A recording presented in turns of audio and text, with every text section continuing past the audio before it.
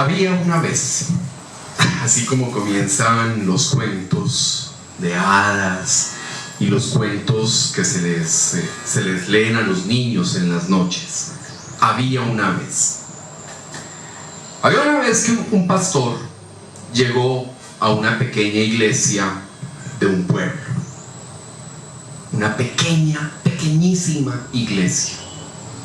Él acababa de salir del seminario, había sido recién ordenado, y entonces, pues el domingo quiso iniciar el culto a la hora que estaba fijado, que normalmente comenzaba el culto en esa iglesia. Cuando salió y comenzó a mirar lo que estaba pasando, vio que la iglesia estaba vacía. No había un alma en la iglesia. Se paró con tristeza, esperó durante algún tiempo. 15 minutos después entraron 3 niños y 2 jóvenes. Bueno, 5 personas.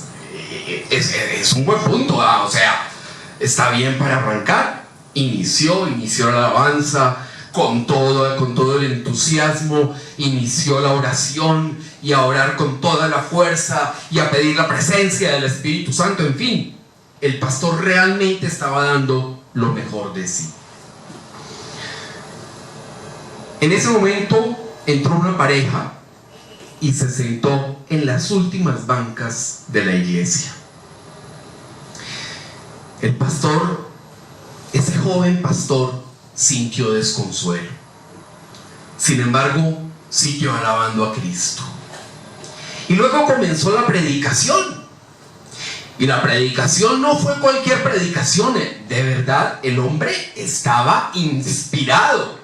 El Espíritu Santo lo había inspirado a hacer una predicación tremenda, ¿sí?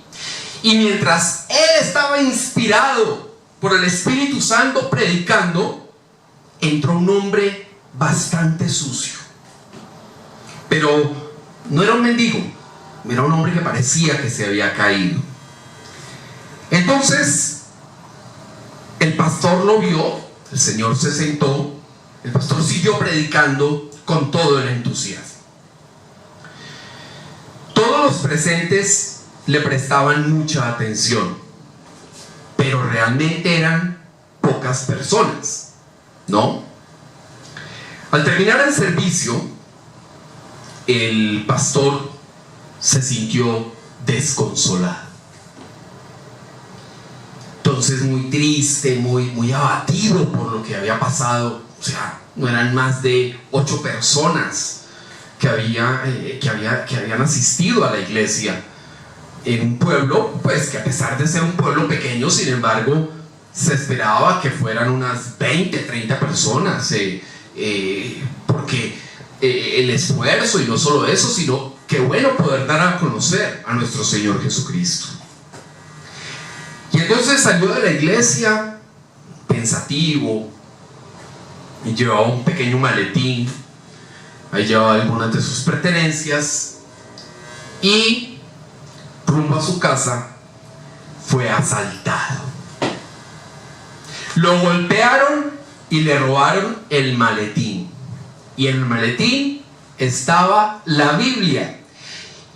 Y todos sabemos lo importante que es la Biblia para nosotros los cristianos, pero es que para el pastor, para uno como pastor, la Biblia es fundamental, porque es que está subrayada y está con anotaciones, y esas anotaciones no se repiten, ¿sí? O sea, una cosa tremenda la que le pasó a este hombre. Finalmente el pastor llegó a su habitación y lloró desconsolado. Y le preguntó a Dios: ¿para eso me trajiste aquí? A ver, Señor, ¿para eso me trajiste aquí? Y le dijo a Dios, en medio de esa amargura, le dijo a Dios algo muy duro. Le dijo: Señor, este es el día más triste de mi vida. Este es el día más fracasado de mi ministerio. Es el día menos fructífero de mi carrera. Durísimo, durísimo. Sin embargo, el pastor, este hombre que estaba abatido, no se dio por vencido. Él siguió cumpliendo su labor con entusiasmo y organizó la escuela de líderes, organizó la escuela dominical, organizó los estudios bíblicos, organizó los ministerios, organizó el ministerio de alabanza, consiguió el baterista con ollas, consiguió la guitarra sin eléctrica, pero la consiguió. O sea, el hombre se esforzó y cumplió su labor con entusiasmo. Bueno, pasó el tiempo y un día el pastor decidió compartir esa historia de ese primer domingo, decidió compartirla con la iglesia. Ya habían pasado como 5 o 6 años. Y entonces él comenzó a contar todo lo que le había pasado. Él había una vez. De repente, una pareja muy destacada de la comunidad, una pareja prominente de la comunidad, lo interrumpió. Mire, pastor, la pareja esa del fondo éramos nosotros dos. Nosotros ya habíamos decidido divorciarnos. Ya habíamos tomado la decisión de separarnos. Y entonces vinimos a la iglesia a dejar las argollas. Y después de dejar las argollas, cada quien por su lado. Pero escuchamos su prédica y renunciamos a la separación. Y hoy estamos aquí con el hogar y la familia restaurados. Y entonces, mientras hablaba la pareja, el empresario más exitoso del pueblo, el empresario que ayudaba a la iglesia en su sustento, pidió la palabra. Hey, pastor, ¿puedo hablar? El pastor todavía estaba pensando en la pareja, ¿no? Y entonces, sí, hermano, hable. Mire, yo soy el que entró muy sucio ese día a la iglesia. Usted no se dio cuenta, pastor, pero yo tenía una cuerda en la mano. Yo estaba en quiebra, perdido en las drogas. Había perdido a mi familia, a mis hijos.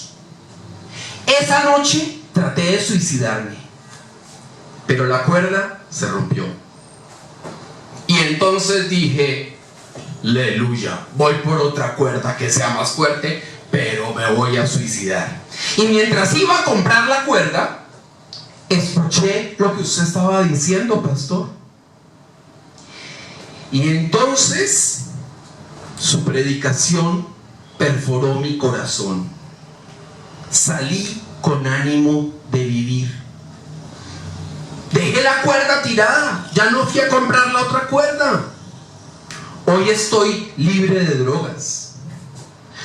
Mi familia volvió. Mi hogar es un hogar lleno de amor, de misericordia. Somos felices. Y además, pastor, usted lo sabe, soy el empresario más próspero del pueblo. Y entonces, al oír esto, el director de la escuela dominical para niños gritó: pastor, yo fui uno de los ladrones que le robó. Mire, en su maletín había una Biblia. Y entonces el otro muchacho que iba conmigo lo mataron unas horas después en otro robo. Pero yo me asusté y entonces me quedé con lo que había robado, su maletín. Y en su maletín estaba la Biblia. Y Y entonces leí esa Biblia cada vez que me despertaba por la mañana. Y después de tanto leer la Biblia, decidí participar en la iglesia y tomar los cursos por BBN. Y entonces aprender con todo entusiasmo. Y leer y aprender la teología sistemática de Berkholt. O sea, estudié, pastor, pero gracias a lo que me robé. El pastor en ese momento quedó en shock. Bueno, no podría quedar de otra manera, o sea, a ver. Y entonces él empezó a llorar con toda la comunidad. La noche de fracaso, ese culto de enorme fracaso, resulta que había sido un culto muy productivo. Entonces vamos a ver 3 lecciones muy importantes de esta historia. La primera lección: haga su trabajo sin importar el número de participantes. Vamos a leer, por favor, 1 Corintios, capítulo 15, versículo 58. Así que, hermanos míos amados, estad firmes y constantes, creciendo en la obra del Señor siempre, sabiendo que vuestro trabajo en el Señor no es en vano. Miren, el apóstol Pablo habla claramente de la visión del trabajo espiritual. Entonces dice que es necesario que estemos firmes y que seamos constantes. El pastor de nuestra historia pudo haber cogido su maleta, agarrado a la flota e irse, ¿no es cierto? Pero él decidió ser firme y constante. Se quedó ahí. Y 6 años después ya la iglesia estaba lo suficientemente llena para compartirles su historia. Entonces fue firme, fue constante. El apóstol también dice que nos esforcemos por crecer en la obra del Señor. No nos dice haga crecer la obra del Señor. Dice crezca en la obra del Señor. El pastor de nuestra historia creció en la obra del Señor. Él predicó como si fuera para una multitud. Y eran 5 o 8 personas. Pero predicó con todo entusiasmo. Y alabó con toda energía. Casi pierde la voz en la alabanza. Sin embargo, lo hizo. Y eran 8 personas, 9 con él. Dice que tengamos firmeza, constancia y crecimiento. 3 fundamentos del buen trabajo: firmeza, constancia, crecimiento. Nunca el apóstol Pablo menciona que depende del número de personas alcanzadas. El apóstol Pablo y la Biblia por ningún lado dice que cuando los pastores o los ministros lleguemos a la presencia del Señor va a haber un libro de contabilidad esperándonos. Usted salvó 500 almas, va para el cielo. 499, 305, al infierno. No, eso no lo dice. ¿Sí? No importa. No menciona el número de personas alcanzadas, ni de las bancas llenas o de las bancas vacías tampoco habla. Nuestro trabajo es de firmeza, constancia y crecimiento. No es un trabajo de cantidad ni de número. Este capítulo de 1 Corintios, capítulo 15, comienza con Pablo hablando de la salvación.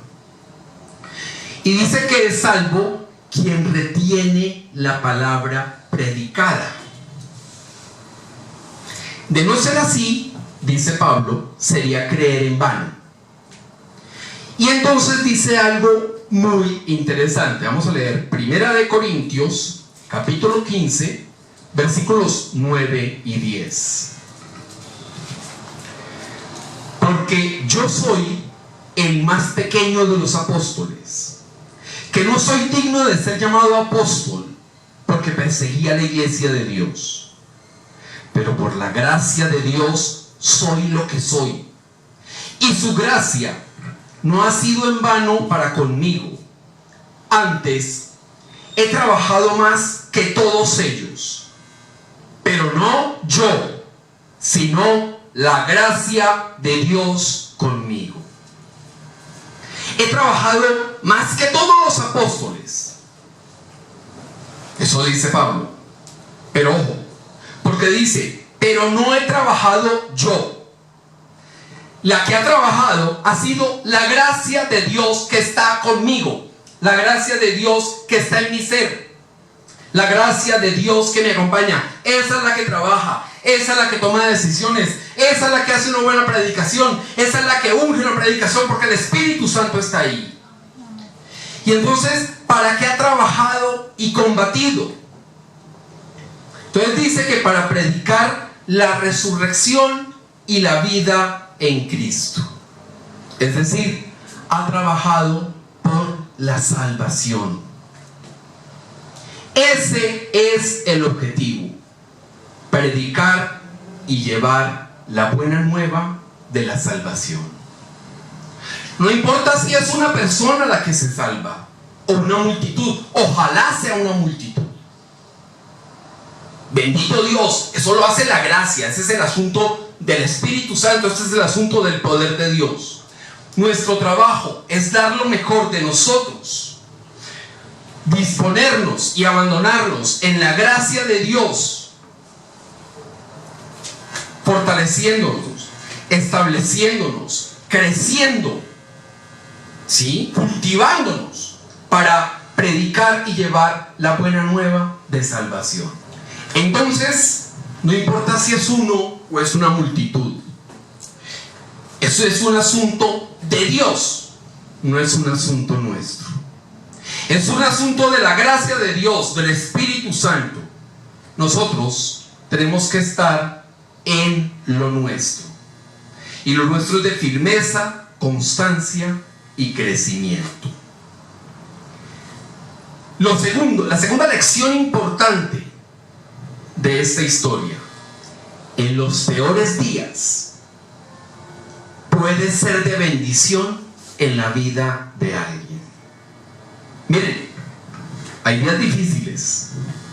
Cada día trae su afán. Esa es una parte de la vida en este planeta. Días difíciles, ¿sí? Hay días en que uno quiere que se acaben ya. Semanas que quiere que se acaben ya. Años que uno dice, hombre, ¿por qué hasta ahora, 31 de octubre o 1 de noviembre? Yo quisiera que fuera 31 de diciembre, 10:30 de la noche, ¿no? ¿Se imaginan los días de alguien que ha sido condenado a muerte? Esa persona sabiendo el día y la hora de la ejecución. ¿Y cómo se sentirá el día de la ejecución? ¿Cómo creen? ¿Cómo percibe uno que sienta una persona que dice, me faltan 10 horas, 12 horas para que me ejecuten o me maten? ¿Qué sentirá? Esa es una situación realmente difícil, ¿no es cierto? O sea, no es una gripa, ¿no? No es que se acabe este año feo y complicado. No. Está a unas horas de morir. ¿Qué puedes sentir? Bueno, nuestro Señor Jesucristo fue condenado a muerte y llevado al sitio llamado La Calavera, y lo crucificaron. El peor día para cualquier ser humano, porque además, es que hay muertes de muertes. O sea, Una cosa es que lo fusilen, otra cosa es que lo cuelguen a uno de un leño para que se asfixie y muera asfixiado.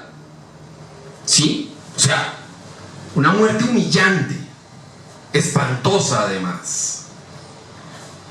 Es decir, ese sería el peor día para cualquier ser humano. Y recordemos que Jesús fue 100% hombre y es 100% Dios, ¿no?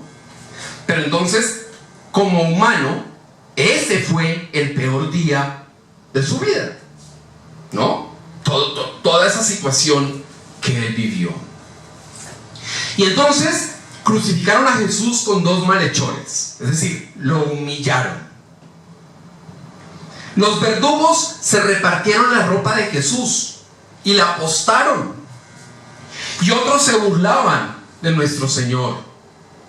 ¡Que se salve a sí mismo! A ver, no dice que está en Dios, no dice que está en no sé qué, pues muéstrelo, demuéstrelo. Y uno de los malhechores se sumó a las burlas. Sálvate a ti mismo.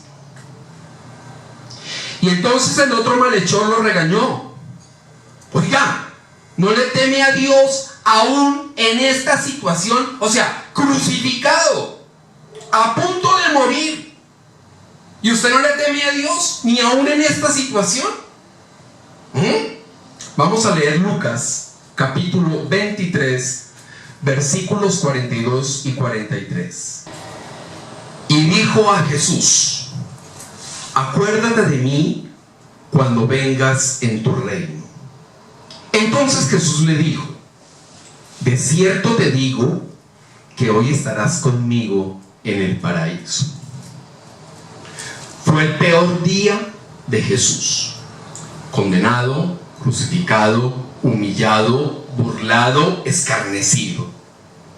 Y el ladrón le pide a Jesús que en su peor día se acuerde de él. ¿Y qué hace Jesús? Ni los dolores, ni la humillación, ni ver la muerte encima lo disuadió de hacer lo mejor por esa persona que mostró que creía en él. Al contrario, en el peor día, Jesús fue de bendición para ese hombre. Por eso le dijo: hoy estarás conmigo en el paraíso. Bendición de bendiciones, la salvación, la estancia en el paraíso. O sea, es necesario tener esto presente. Imitar a Jesús en las situaciones extremas, porque en las situaciones extremas de repente alguien se acerca y podemos serle de ayuda, podemos serle útiles, muy útiles, para ayudarle a alcanzar la salvación. En los momentos difíciles, en los momentos de apremio, podemos ser de bendición para alguien.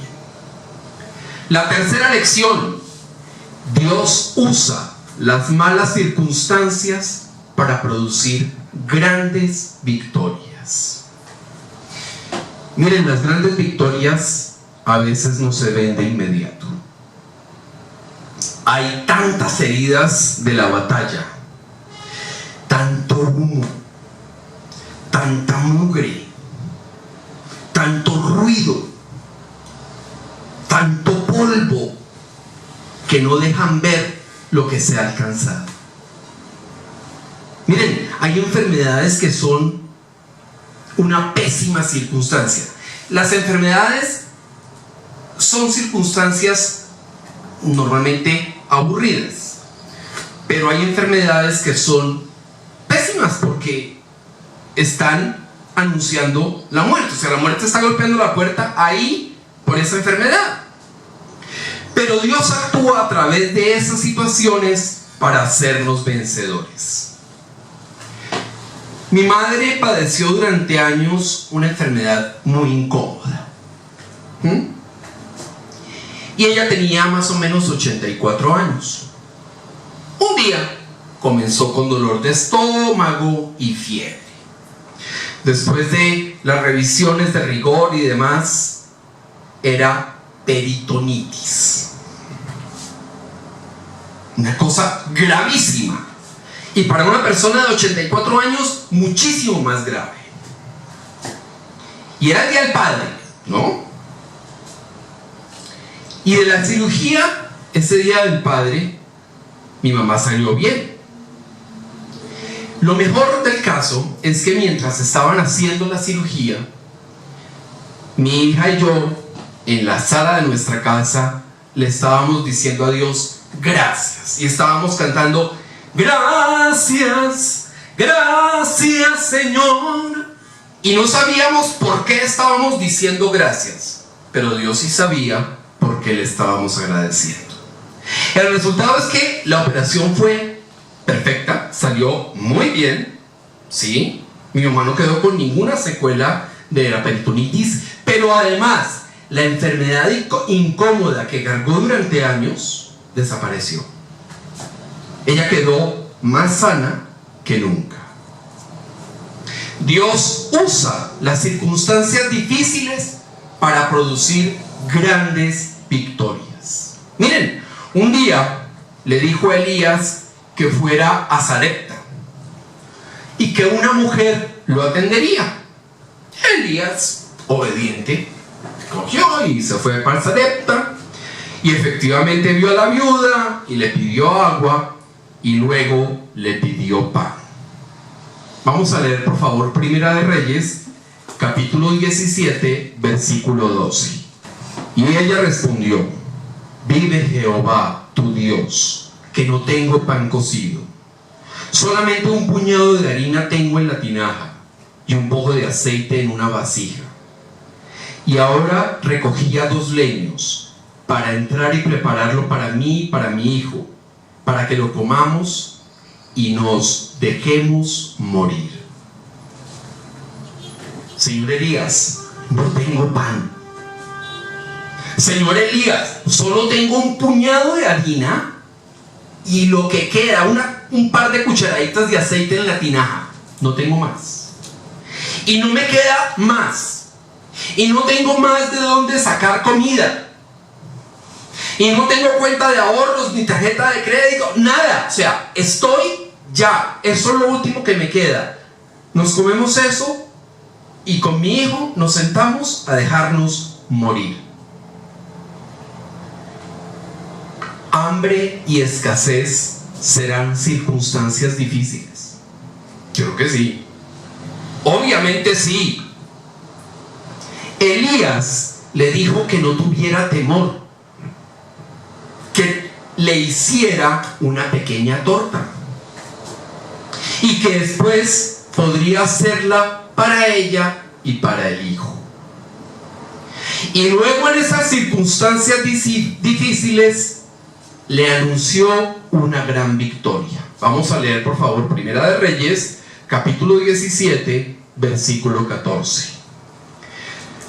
Porque Jehová, Dios de Israel, ha dicho así: la harina de la tinaja no escaseará, ni el aceite de la vasija disminuirá, hasta el día en que Jehová haga llover sobre la faz de la tierra.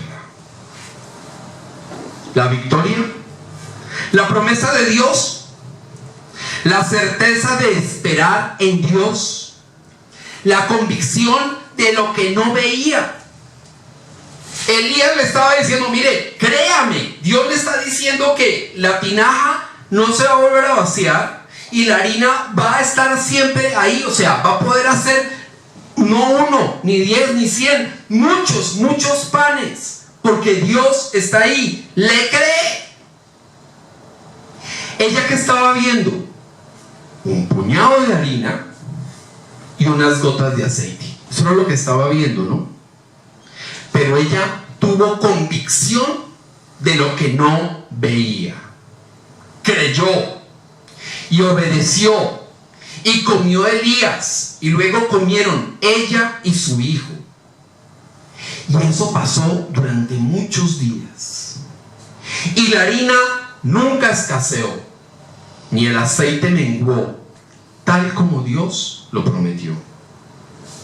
Entonces fíjense que Dios usa las circunstancias difíciles. Ahí también llegan las grandes victorias. Cuando vemos o veamos situaciones difíciles, miremos al cielo, porque sabemos que Dios está en el asunto y que está actuando. Mucha gente en esta época de situaciones difíciles, de situaciones dolorosas, ha volteado la mirada hacia el cielo. Mucha gente está cansada de ver los escombros del mundo y ha decidido levantar la mirada y ver hacia los cielos. Sabemos que Dios está actuando, y entonces es importante asumir la postura correcta en estas circunstancias. Y esa postura correcta es la posición de la expectativa. No es la de la duda, no es ¿será que Dios lo hace? Esa no es la pregunta correcta. La pregunta correcta es ¿cómo lo vas a hacer, Dios? ¿Cómo te lo vas a ingeniar? ¿Por dónde lo vas a hacer? ¿Cómo vas a hacer? ¿Qué situación sobrenatural puede ocurrir para que pase lo que me has prometido o lo que nos has prometido? Esa es la pregunta correcta, la posición de expectativa. ¿Cómo lo vas a hacer, mi Señor? La gran victoria llega. La acción sobrenatural es una certeza. Entonces, si eso es real, y es real, hay que tener una actitud de fe, de esperar con certeza, de estar convencidos de aquello que aún no vemos, como la viuda, como Elías, como todos nosotros cuando hemos tenido situaciones difíciles, como el pastor cuando vio 8 personas, 5 niños, 3 adultos en su iglesia, y después cuando compartió su historia, lo maravilloso que fue darse cuenta que el peor día de su vida había sido un día glorioso para la honra de nuestro Señor Jesucristo.